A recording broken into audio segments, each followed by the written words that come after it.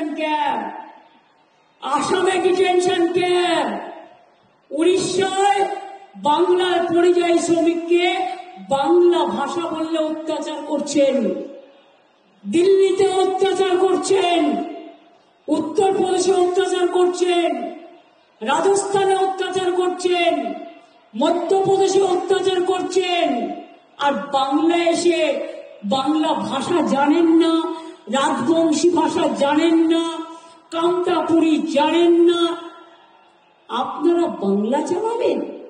বাংলার মানুষের উপর অত্যাচার করে বাংলা ভাষা বললে তাড়িয়ে দিয়ে তাদের কাছে ভোট চাইবেন? আপনার উজালা নিয়ে আপনি নিজের আলো জ্বালুন। কেন 5 বছর দেননি আমি জানতে চাই। নির্বাচনের আগে তোফা, তারপরে রফা দফা। 5 বছর উজালার টাকা দিয়েছে? দিয়েছে? কাউকে দেয় নাই। 5 বছরে ব্যাংক চা বাগান খুলেছে? খোলেনি। 5 বছরে লক্ষ্মীর ভান্ডার দিয়েছে? দেয়নি। কন্যাশ্রী দিয়েছে? দেয়নি। মেধাশ্রী দিয়েছে? দেয়নি। কৃষক বন্ধু দিয়েছে? দেয়নি। শস্য বীমা দিয়েছে? দেয়নি। সবুজ সাথী দিয়েছে? দেয়নি। তরুণের স্বপ্ন দিয়েছে? দেয়নি। রাস্তাঘাট দিয়েছে? দেয়নি। বাড়ি দিয়েছে? দেয়নি। আর হেলথ ইন্স্যুরেন্সে প্রচার করে বেড়াচ্ছে সব নাকি ওরা করেছে। আমাদের জিএসটি থেকে 20,000 কোটি টাকা কেটে নিয়েছে।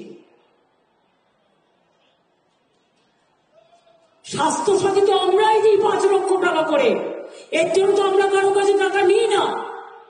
আর যাদের মেডিক্লেম ছিল তাদের উপর ইন্স্যুরেন্স নেওয়া হতো, সেই টাকাটা ফ্রি হয়েছে কেন জানেন? আমাদের রাজ্যের পাওনা টাকা আমাদের জিএসটি থেকে 20,000 কোটি টাকা কেটে নেওয়া হয়েছে। আর গদিবাবুরা প্রচার করে বেড়াচ্ছেন শুধু মিথ্যে। নোটবন্দি, ভোটবন্দি। কখনো নোটবন্দি, আর এখন এসআরআইয়ের নামে ভোটবন্দি। 1 কোটি লোকের নাম বাদ দিতে হবে। মারা যায়নি, মৃত্যু দেখানো হচ্ছে।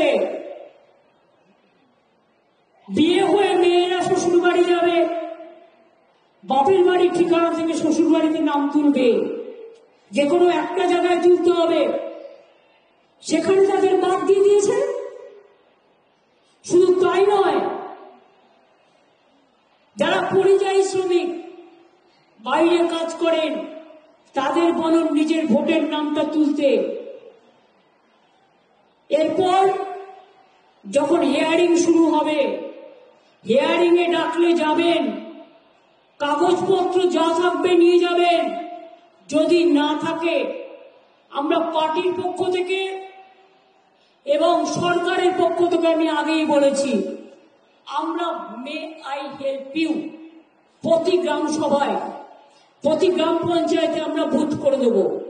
সেখানে যান, গিয়ে বলুন আমার এই শংসাপত্রটা নেই, এটা আমার পরিবারের একজনের আছে, এটা দেখে করে দিন।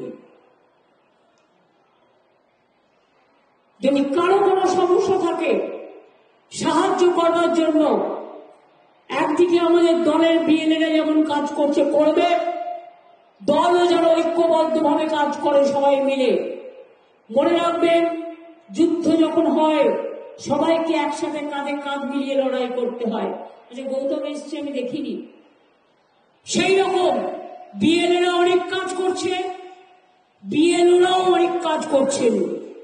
অনেকে মারা গেছেন, 40 জন মারা গেছে এসআইআর এর জন্য।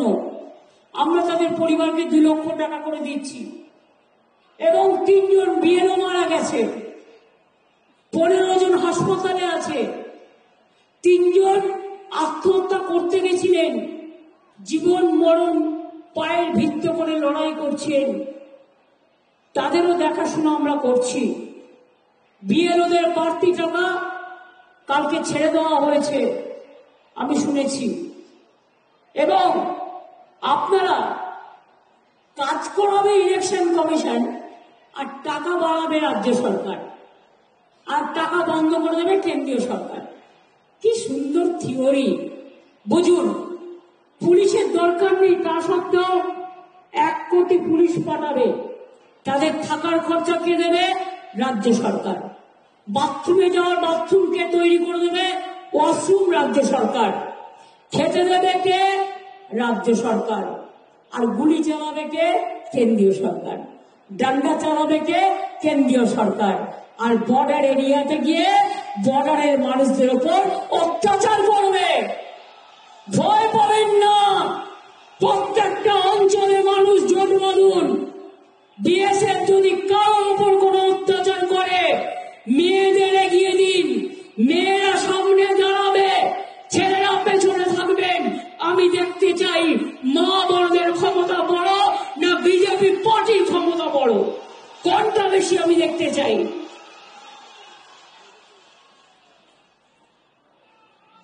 তৃণমূল কংগ্রেস সর্বশক্তি দিয়ে লড়াই করছে, একমাত্র ভারতবর্ষের রাজনৈতিক দল, এবং লড়াই করে যাবে। তার কারণ আমরা বিজেপির কাছে মাথা নত করি না, আমরা সিপিএম এর কাছে মাথা নত করি না, অন্য কোন এদল ওদল বদল দল বদল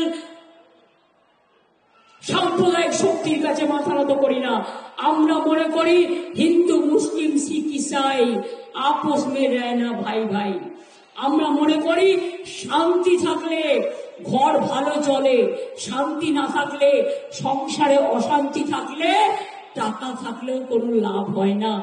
টাকা নয়, মনের শান্তি সবচেয়ে বড় ব্যাপার। আমাদের ভিডিও ভালো লাগলে লাইক এবং শেয়ার করুন। কমেন্ট সেকশনে গিয়ে জানান আপনাদের মতামত। আরও ভিডিও পেতে আমাদের চ্যানেল সাবস্ক্রাইব করুন এবং প্রতি মুহূর্তে খবরের আপডেট পেতে প্রেস করুন বেল আইকন।